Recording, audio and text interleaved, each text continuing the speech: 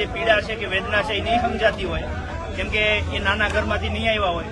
હું એક ખેડૂતનો દીકરો છું, નાના ઘરમાંથી મોટો થયેલો છું, એટલે મને ખબર છે કે જયારે તમને રાતોરાત એવું કહેવામાં આવે કે હવે કાલથી તમારી નોકરી નથી. જે લોકો પોતે નોકરી લાગ્યા એની પેલા કઈક નાના મોટા ધંધા કરતા હતા, વેપાર કરતા હતા કે કઈ નાની મોટી નોકરી કરતા હતા, એ મૂકીને આવ્યા હતા. હવે એના હાથમાંથી ઈ ગયું અને આજે આ ગયું અને ઘર વિહોણા કર્યા છે. આજે તમે જે એસટી વિભાગના કર્મચારીઓને ઘર વિહોણા કર્યા છે, ઈશ્વરને સાક્ષી રાખીને ચારણના દીકરા તરીકે પ્રાર્થના કરું છું ગુજરાતની જનતાને કે 2027 ગુજરાતમાંથી ભાજપ વિહોણી થવી જોઈએ. આપણને નોકરી વિહોણા કર્યા છે તો આજે બધા સપોર્ટ લઈ લેજો કે ગુજરાતમાંથી થવી જોઈએ.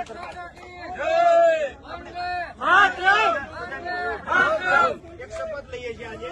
હું બોલું છું, તમે મારી વાહે બોલતા જજો.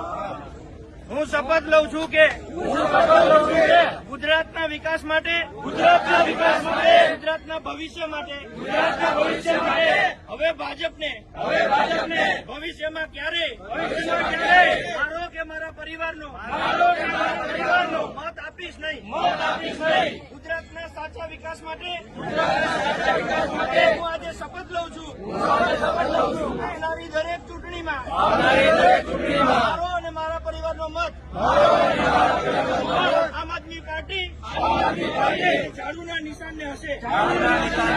હું શપથ લઉં છું કે આમ આદમી પાર્ટીની ઈમાનદારી અને દેશભક્ત વિચારધારા સાથે મારું સમર્થન આપું છું. બોલો ભારત.